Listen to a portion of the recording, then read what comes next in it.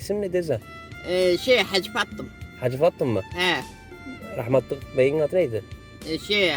Hanife. He. He, Sen Hacı Hanife. He. Havay'dansin, Havay'a gelin geldin yani. Aynı köyde geldin. Aynı köyde çıktım.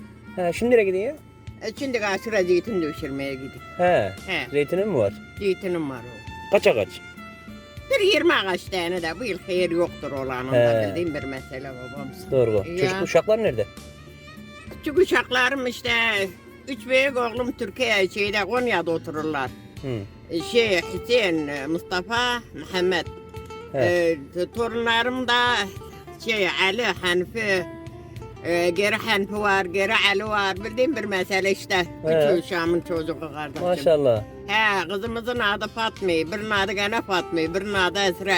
İşte Sen burada kimden kalıyorsun ya? Kim yanında var? bir sakat oğlumla kalayım, Yapma ya. sakat, çocuğun. Şey Bir mi? kızı var ve 12 yaşında, ayarlı var, onunla kalayım. Sakat yürüyebilir mi yana? Ya darhalda yerir, dayakla yerir. Bir araba getirdi, bir hayır sahibi geldi ta Almanya'dan. Ona yürüyüp biner gider. Almanya'dan he. Dalyak Hanım. He. Buraya gelmişti geçen. He. Arkadaşım benim o. He. 2 tane verdi vallahi lazım. Bir emim oğluna, Cuma Muhammed'in oğluna verdi. Dedi. Bir de benim oğluma. Havaya 2 tane verdim dedi geçen He, bak. he. He. Ya geldi İyi. şu yağlığı da bana verdi. Kendin mi verdi? He geldi verdi. Maşallah. He. Almanya'dan gelmiş. Komşumuza geldi, komşumuz ensi. He. Ben de çıktım kendine bir merhaba ettim.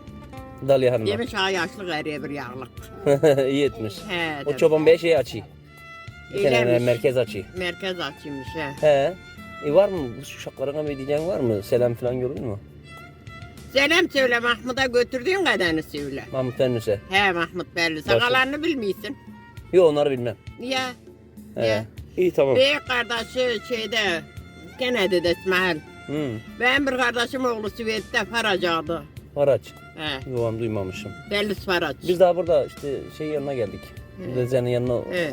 geldik. Bir fıstan aldık kendinden. Eyvah. O eski bir tane işte böyle fıstan aldık bir tane. He. He. İşlemeli. İşlemeli. Çak bunda çak. He ya. Ya. He. İşte Ya. biz de yanındaydık şimdi.